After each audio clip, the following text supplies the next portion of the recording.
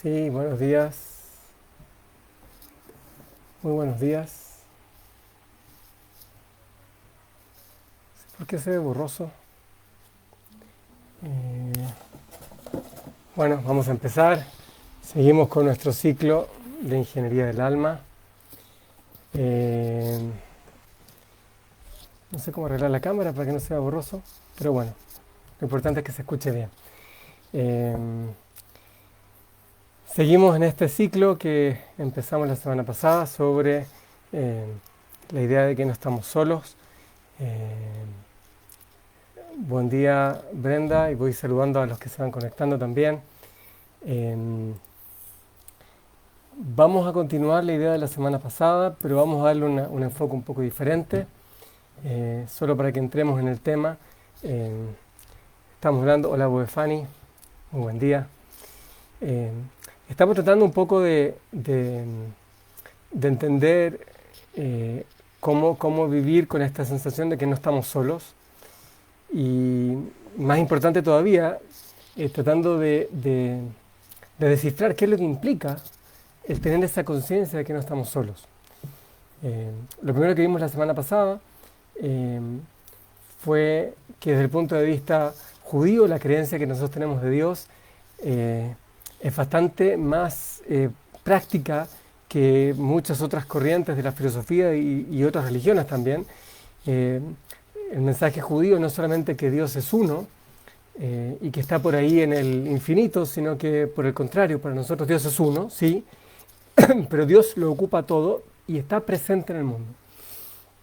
Y entonces cada cosa que sucede, cada hoja que se mueve, cada cosa que me pasa de alguna manera, ya sea por acción o por omisión, eh, está manejado por Dios. Entonces, desde ese punto de vista, cada vez que yo siento que están pasando cosas, me relaciono con personas, con mi vecino, con mi familia, con gente, tengo que entender que toda esa gente que está ahí, todo eso que está ocurriendo, no es más que una manifestación de que Dios está conmigo. Hay veces que uno lo entiende más fácil, hay veces que no, pero Dios siempre está con nosotros. Entonces fue el primer mensaje. No es tan fácil aceptarlo, pero es importante darnos cuenta de que la mano de Dios está siempre con nosotros. Es muy común que nosotros vemos la mano de Dios cuando las cosas salen al revés. Y ahí entonces viene esta reacción muy natural del ser humano de culpar a Dios por todo lo malo. Y como que tipo, y lo bueno es porque me lo merezco. ¿Okay? Así, lo malo es porque no sé por qué Dios hace estas cosas. Y lo bueno es porque yo me lo merezco. Así funciona la mayoría de la gente, así funcionamos la mayoría de nosotros. Es como esta pareja, ¿no? Que cuando el hijo se porta bien, entonces es mi hijo, cuando se porta mal es tu hijo. ¿Okay? Esto es igual. Que sepamos que desde el punto de vista judío no existe bueno y malo, todo viene de Dios y lo que viene de Dios es siempre bueno, nada más que no siempre yo lo entiendo. Esa es una idea. Esa fue la idea que vimos en la clase anterior. La clase de hoy, vamos a profundizar otro aspecto más de esta sensación de que no estamos solos. Cuando decimos que Dios maneja el mundo, tenemos que entender que eso significa que de alguna manera la voluntad de Dios está presente en todas las cosas, en toda la creación. Y eso significa que si el sol sale es porque Dios quiere que salga. Si un pajarito se paró en mi ventana es porque Dios quiso que ese pajarito se parara en mi ventana. Ahora, cuando mi vecino me dice algo feo, o hizo una fiesta anoche y dejó la música a todo volumen hasta muy tarde, ¿eso fue Dios o fue mi vecino? Es complicada la pregunta. Para los que están estudiando semanalmente la porción de la Torá que toca leer, estamos justo ahora en la época de la salida de los judíos de Egipto. Y justamente nos cuenta la Torá que cuando fueron las famosas 10 plagas sobre Egipto, en un momento Dios endureció el corazón del faraón. Significa que ya cuando ya venía muy golpeado el faraón y el pueblo egipcio con las plagas, llegó un punto que el faraón dijo, ¿sabes qué? En realidad, que se vayan de acá, este pueblo, lo voy a dejar libre para que no me sigan pasando estas cosas malas. Y en ese minuto Dios le endurece el corazón y no lo deja. Y entonces el faraón persiste en su actitud eh, de negarle el derecho a los judíos a la libertad. Y sobre ese episodio, sobre ese comentario que hace la Torá respecto a que Dios le endurece el corazón al faraón, vienen un montón de enseñanzas, ¿sí? Porque si en ese minuto Dios le endurece el corazón, significa, entre otras cosas, que en ese minuto el faraón dejó de tener libertad. O sea, de ese punto en adelante, las acciones del faraón estaban manejadas 100% por Dios. O sea, desde ese minuto en adelante, si el faraón fuera sometido a un juicio celestial y le echaran la culpa por las cosas malas que pasaron, el faraón diría, espera un poquito, si yo los quería dejar salir, a mí no me echen la culpa, yo los quería dejar salir, fue Dios el que no me dejó hacerlo porque me endureció el corazón. Desde ese punto en adelante el faraón podría argumentar eso. Sin embargo, hasta ese punto, hasta el momento en que la Torá dijo que le endureció el corazón al faraón, entonces quiere decir que ese argumento no existe. Significa que todo lo que ocurrió hasta ese momento era 100% responsabilidad y obra del faraón. Entonces, si el faraón fuese sometido a un juicio celestial por todo lo que hizo antes de que Dios le endureciera el corazón, fueron obras de él. Significa entonces, y los sabios nos enseñan, que de toda la creación el ser humano es la única creación que realmente goza de libre albedrío. Nosotros no solo que no tenemos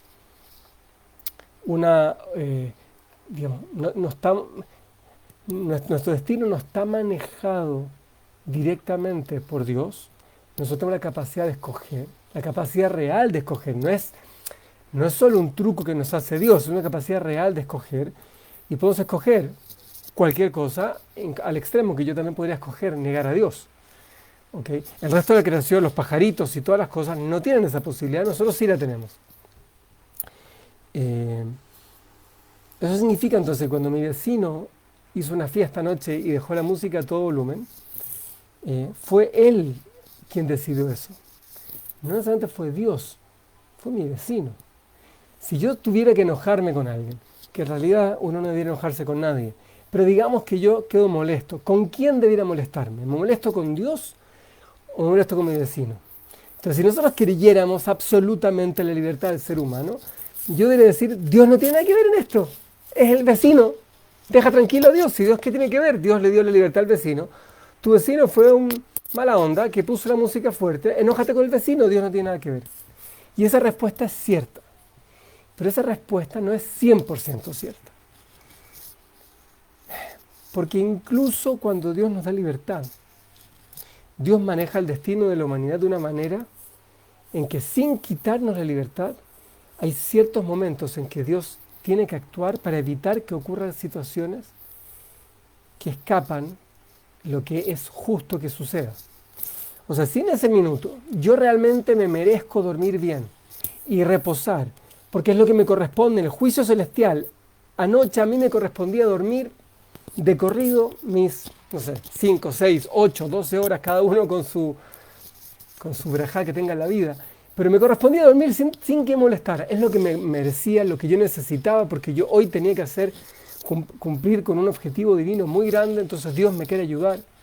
Si hubiese sido el caso, Dios quizás hubiese intervenido sobre la libertad de mi vecino y quizás le cortaba la luz a mi vecino. Y entonces con todo lo libre que era mi vecino y que quería hacer una fiesta a todo volumen, quizás Dios le podría haber quitado Dios esa opción de mi vecino. Y eso me permitía a mí dormir bien. En consecuencia, si eso no sucedió, o sea, si mi vecino tuvo la electricidad, le funcionó perfecto, y los invitados llegaron a su fiestita, y la música le funcionó bien, y todo fantástico, yo puedo entender que a pesar de que eso fue una decisión de mi vecino, es una decisión a la que Dios no se opuso tanto. Y entonces por eso decimos que Dios actúa ya sea por acción o por omisión. Dios puede actuar. Y si Dios elige no actuar, no intervenir, eso tiene dos orígenes. Un origen es porque Dios quiere garantizar que tengamos libertad, esa es una idea. Pero la otra idea, que es muy interesante, es que cada vez que Dios va a actuar por sobre la libertad de los individuos, o sea, cuando Dios le va a doblar la mano a una persona o a la naturaleza Entonces eso genera en el mundo una sensación un poquito de desconcierto. O sea, el mundo, lo dijimos el año pasado, en el ciclo anterior que hicimos, el mundo obedece a una lógica y hay leyes naturales que funcionan y las cosas más o menos tienen una lógica y eso hace que nosotros podamos anticipar qué cosas van a suceder, hacernos responsables de nuestra vida y nuestras decisiones. Y Dios quiere que eso suceda. Por eso Dios mantiene las cosas, el mundo, con sus leyes prácticamente intactas.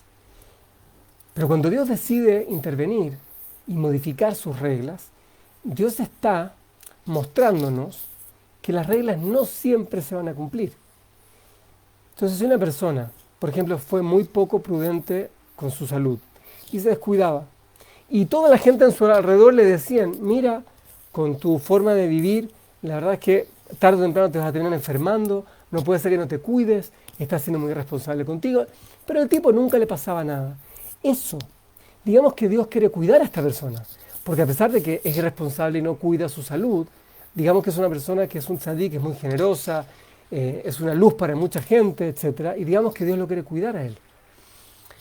Pero si Dios lo cuida a él y le garantiza una salud a prueba de cualquier irresponsabilidad de él, eso puede generar un efecto indirecto muy negativo.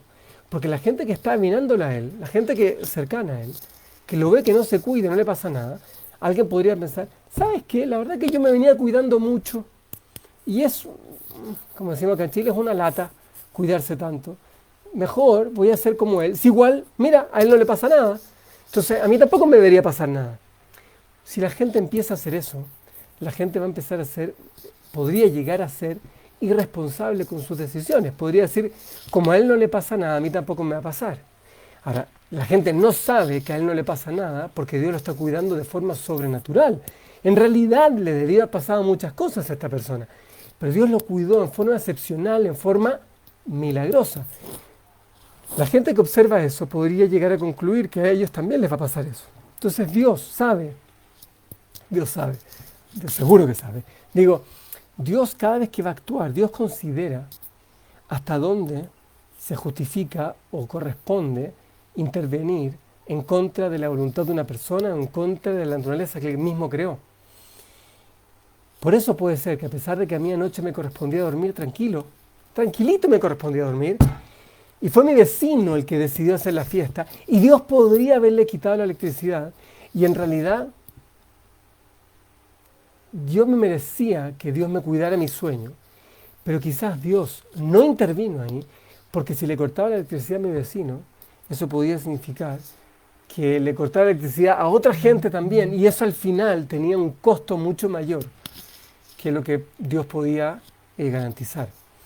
Entonces, Dios no siempre actúa, pero podría actuar. Esa es la manera muy simple, esto da para mucho más. Los que quieran profundizar, hay varios libros que hablan de esto, sobre cómo Dios maneja el mundo.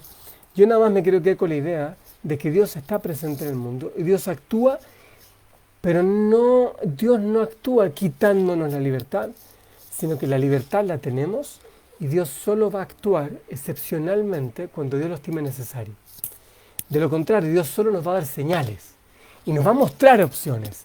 O sea, Dios nos va a insinuar, nos va a hacer guiños de qué quisiera que nosotros hagamos, pero la decisión finalmente es nuestra. Ahora bien, ¿para qué hago este preámbulo? Para llegar a un punto, al punto central que quiero transmitirles hoy. Cuando nosotros aceptamos que Dios puede intervenir en el mundo, o sea, que existe la posibilidad de que Dios cambie las cosas, que no es que porque mi vecino le gusta hacer fiesta todas las noches, yo me lo tengo que aceptar nomás y asumir con una sonrisa. No, a mí no me gusta eso y yo puedo pedir que las cosas cambien. La pregunta que uno se hace es cómo yo logro que eso cambie. Y hay varios caminos. ¿Sí? La Torá nos cuenta la historia de Jacob Avinu, nuestro patriarca, cuando Jacob se iba a encontrar con su hermano Esab, luego de que Esab lo quería matar a Jacob porque estaba enojado con él. Y cuando se van a volver a encontrar por primera vez, la Torá nos cuenta que Jacob tenía miedo de que Esab lo matara. Entonces, ¿qué hizo Jacob? Jacob le mandó regalos a Esab para ver si con eso lograba un poquito bajar la rabia que tenía Esab. Jacob también se preparó un poquito para lo peor y preparó una estrategia de defensa eh, digamos, de pelear. O sea, dijo, si es que Esav finalmente decide pelear conmigo, yo tengo que estar preparado. Y Jacob se preparó. Pero la Torá nos cuenta que Jacob también rezó. ¿Y para qué rezó? A ver, si mandó los regalos y se preparó para la guerra, ¿para qué tenía que rezar? Si al final, si las cosas dependen de los seres humanos, y Esav era el que finalmente iba a resolver si él quería pelear o no con Jacob, entonces lo que valía eran los regalos, la guerra, eso es lo que valía. ¿Para qué rezas? Y yo rezo, y Jacob rezó, porque a pesar de que cada uno y uno de nosotros somos libres, Dios puede actuar. Ya lo dijimos, Dios podía actuar sobre Esav. Y Dios podía realizar milagros para poder proteger a Jacob incluso por encima de la libertad que el mismo Esav tuvo. De hecho, la Torá interesantemente cuenta que cuando se encontraron los dos hermanos, o sea, si uno lee la historia, si uno lee en español fácil, uno va a concluir que Esav nunca le hizo nada malo a Jacob. La historia ahí cuenta que se encontraron, se dieron un abrazo, todo bien, después cada uno para su lado, pero se encontraron y no hubo violencia.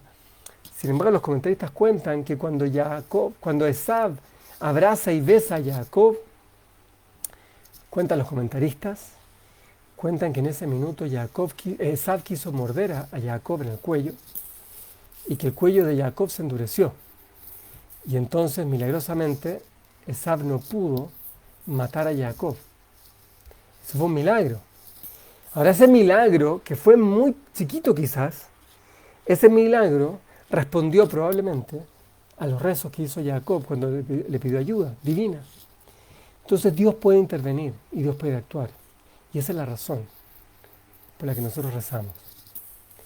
Entonces, cuando nosotros nos sentimos solos, cuando las cosas no se dan como nosotros quisiéramos que se den, o se dan más difíciles que como yo quisiera que se den, o no entiendo cómo se están dando, Dios lo que espera de nosotros, seguro que espera más esfuerzo y espera a Dios que seamos generosos con Él y que entendamos de que no todo lo vamos a comprender, pero Dios también espera de nosotros que le recemos a Él. Está escrito en Derech Hashem, está escrito cuál es la razón por la que Dios creó al hombre, por qué Dios crea el mundo. Dios crea el mundo y crea al hombre para que el hombre encuentre a Dios en el mundo, para que nos acerquemos a Él, para que a través de la aventura de la vida, a través de esta experiencia increíble, de despertarnos cada día con el desafío que significa escribir una página más de nuestra vida, que cada vez que hagamos eso, Dios dice, yo espero que tú te des cuenta que yo estoy contigo y estoy detrás de las cosas que están pasando. Por eso Dios creó el mundo y por eso nos creó a nosotros y por eso nos dio libertad y por eso nos dio inteligencia para poder verlo y para poder conectarnos con Él.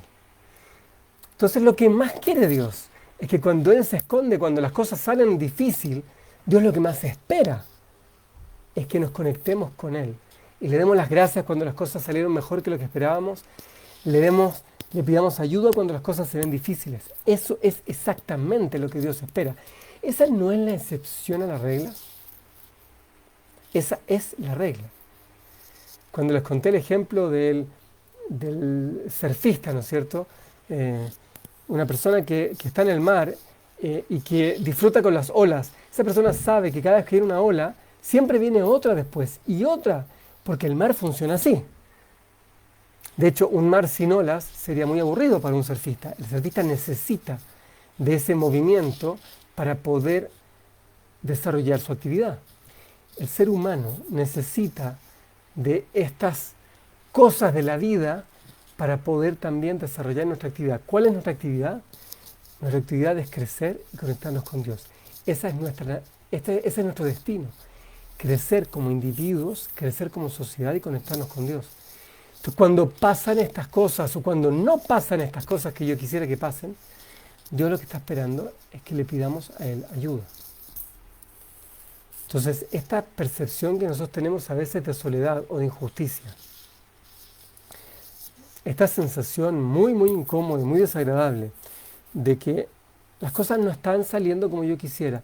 Yo, la verdad, lo conversaba con algunos amigos, me decían, mira, yo creo que el COVID trajo muchas cosas buenas porque La gente ahora valora cosas que antes no valoraba, la gente compartió más con su familia, la gente aprendió a vivir más simple, aprendió que no necesita tanto viaje para ser feliz, la gente aprendió muchas cosas. Esto el COVID nos enseñó mucho. Y yo lo encuentro lindo. Pero a veces, a mí mismo me pasa, que a veces digo, Diosito, yo entiendo que el COVID nos tenía que enseñar cosas, pero capaz con 6 meses de COVID era suficiente, ¿no? ¿Necesitamos más, un año? ¿Necesitamos más de un año de COVID? ¿No bastaba con 6 meses?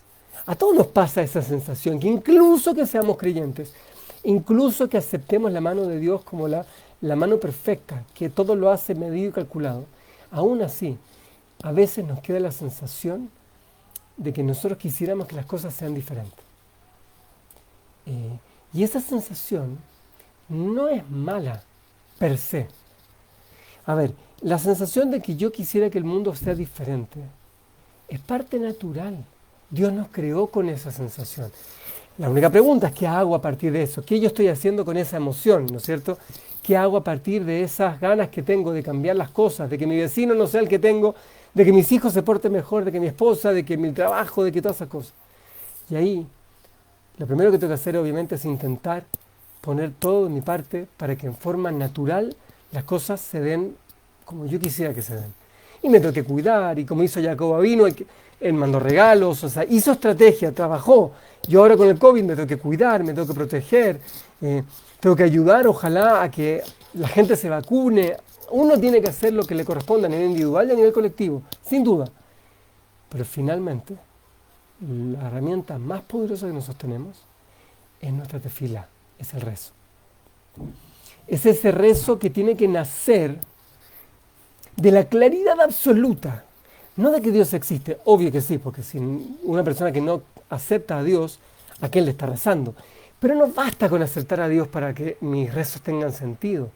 Yo tengo que estar rezando a un Dios que yo realmente crea que tiene la capacidad de actuar y cambiar mis cosas, que se va a preocupar de mi petición, por muy chiquita que parezca. Yo he escuchado personas que me dicen que tienen una entrevista de trabajo, por ejemplo, y entonces yo les pregunto, les digo, ¿y rezaste para que te vaya bien en tu entrevista de trabajo? Entonces la gente me mira a los ojos y me dice, Marcelo, espérate un poquito. Hay gente que se está muriendo de hambre, hay gente que se está muriendo de COVID. ¿Y tú crees que yo le pida a Dios que me ayude por una entrevista de trabajo?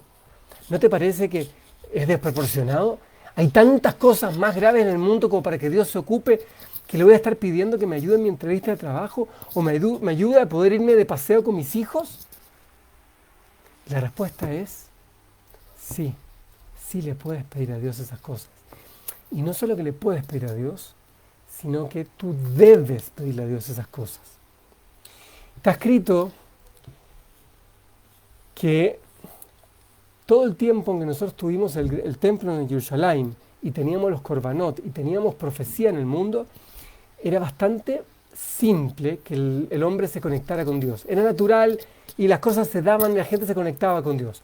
Sin embargo, cuando se destruye el templo en Jerusalén y los profetas se van de la tierra y nosotros nos vamos al último gran exilio en el que estamos hasta el día de hoy, los sabios instituyeron el concepto y la obligación de que rezáramos 3 veces al día con una cierta estructura.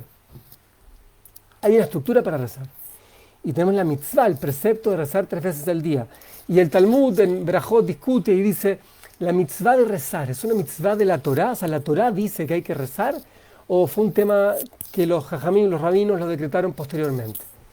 Y el Talmud da bastantes fuentes y dice, no, pero nosotros vemos de Abraham, de Isaac y Jacob, cada uno de los 3 rezó en distintos momentos. Entonces de ahí aprendemos que nosotros tenemos que rezar.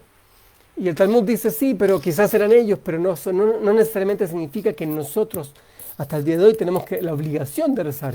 Podrá ser bueno, pero no sé si hay obligación de rezar. Luego el Talmud dice, espérate, pero en la época de la Torá y en la época del templo había una obligación de hacer sacrificios, korbanot, ofrendas. Y estas ofrendas eran una manera de acercarnos a Dios. De hecho, corbán, ofrenda, así se traduce en español, ofrenda. La palabra corbán en hebreo significa acercamiento. Corbán viene del ekarev, de acercarnos. El corbán es una herramienta de acercarnos a Dios. Y era una obligación de hacer una serie de ofrendas todos los días. Entonces el Talmud dice, así como había obligación en la época del templo de hacer las ofrendas, Así hoy en día también debiésemos tener una obligación de acercarnos a Dios todos los días. Y de hecho el Talmud concluye que de ahí podemos apoyarnos y aprender sobre la importancia y el valor que tiene de rezar todos los días. Y los sabios dicen, en la tefilá, Zoi ha'avodah shebalev, la tefilá, el rezo, es el servicio que se hacía en el templo, pero que hoy en día, en vez de hacerlo con las manos y con los sacrificios y con todo eso, hoy lo hago en mi corazón. La tefilá es equivalente al servicio que se hacía en el templo, pero solo que yo hoy lo hago con mi corazón. Avodah shebalev. Avodah no de trabajo, avodah de servicio. Es decir, mi servicio que hago con el corazón. Entonces de ahí viene la idea de rezar. La idea de rezar es acercarnos a Dios. Pero yo solo me puedo acercar a Dios si es que lo hago desde mi corazón. ¿Cómo hago esto de acercarme con el corazón a Dios? Vamos a profundizar más todavía de esto la semana que viene. Pero la idea más básica en esto es la siguiente. Cuando yo puedo decirle a alguien que lo quiero, aun si eso no es cierto. Yo puedo decirle a alguien que me gustó lo que me mostró, aun si eso no es cierto. Mi boca puede mentir. Incluso mis pensamientos me pueden llevar a ciertas ideas en las que yo quizás intelectualmente adhiero, pero que no necesariamente son mías. O sea, pueden ser ideas que a mí me hacen sentido, pero que todavía no las he hecho mías. Mi corazón, en cambio, mi corazón es extremadamente transparente. Mi corazón se despierta con aquellas cosas que realmente están ahí en mi corazón.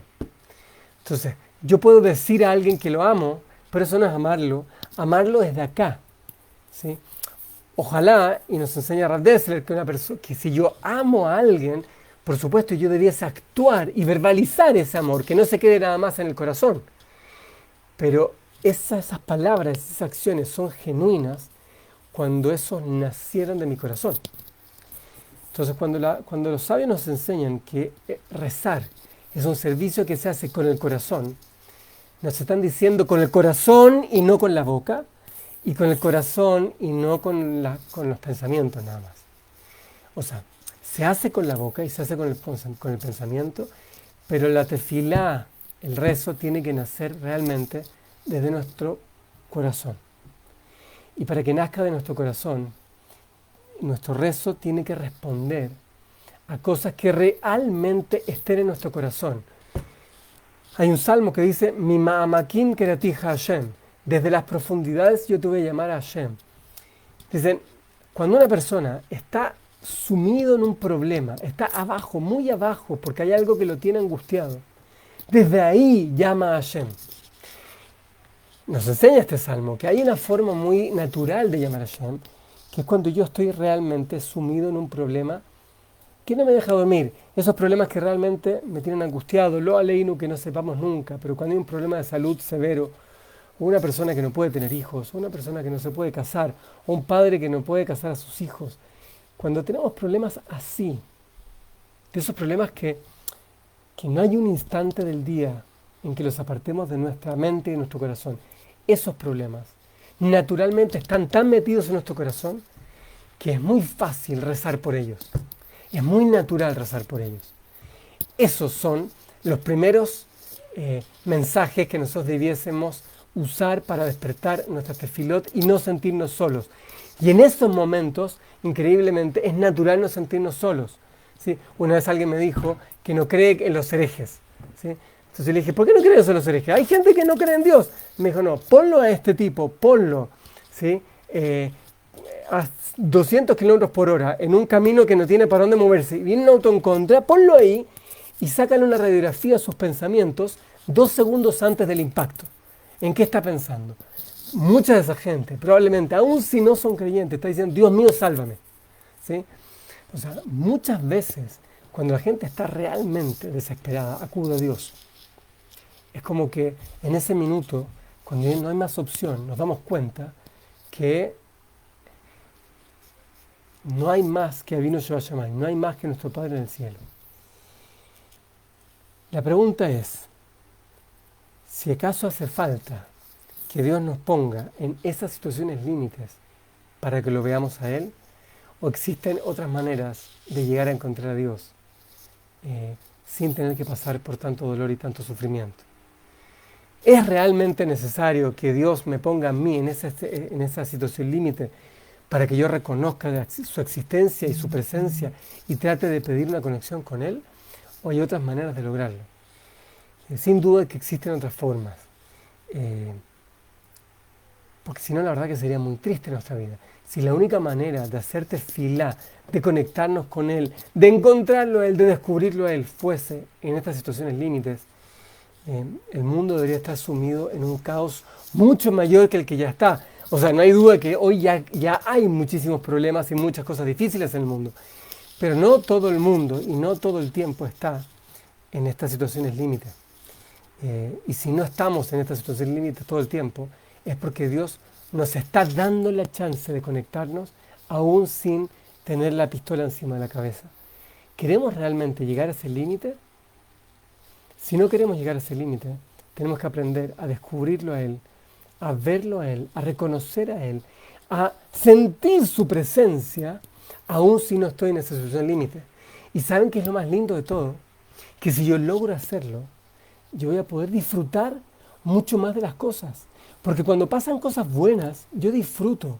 Pero si logro darme cuenta que esas cosas buenas pasaron porque hay alguien que me quiere y se está ocupando de mí, entonces, no solo que estoy en algo bueno, sino que tengo esa sensación, esa paz, ese peace of mind, como dicen los gringos, esta tranquilidad mental, esta paz de sentir que Dios me quiere. Dios se está ocupando de mí, Dios me quiere. No existe una sensación más reconfortante que sentir que uno está con Dios. Lo que pasa es que a veces nosotros pensamos que la única manera de establecer esa conexión es en situaciones límites. Y eso es un error. Y espero en la clase que viene que logremos construir realmente cuál es la manera judía de poder ver la mano de Dios y de poder darle vida a este instrumento que es la tefilá, este rezo, que los jajamí dijeron al menos 3 veces por día, cada persona, cada yudí, al menos 3 veces por día debiera buscar esa conexión con Dios. ¿Sí? ¿Y por qué dijeron eso los sabios? Si lo dijeron es porque necesitamos. Lo necesitamos. ¿Por qué? Porque naturalmente no se va a dar. No pasa solo. No pasa solo. Es como el amor. El amor requiere un esfuerzo. ¿Sí? Hacer dieta requiere un esfuerzo. Las cosas que realmente yo quiero en la vida requieren un esfuerzo y esa conexión con Dios también. Vamos a seguir trabajando esto. Solo el mensaje. Dios está con nosotros. Está en mi vecino, está en el sol, está en el pajarito que se paró en la ventana. Dios está en todo, pero no solo eso, sino que a pesar de que la gente es libre y que mi vida es libre, Dios puede actuar. Dios puede actuar y cambiar las cosas. Y si yo entiendo eso, entonces cuando llegue el momento de conectarme con Él, voy a poder pedirle ayuda. Le voy a pedir ayuda. Yo voy a hacerme cargo de mi vida y le voy a pedir ayuda. Y ciertamente que no estamos solos, pero muchas veces lo único que está esperando Dios para darnos algo es que se lo pidamos de corazón. Que tengamos una muy buena semana, mucho éxito y que podamos ver siempre la mano de Dios en nuestra vida.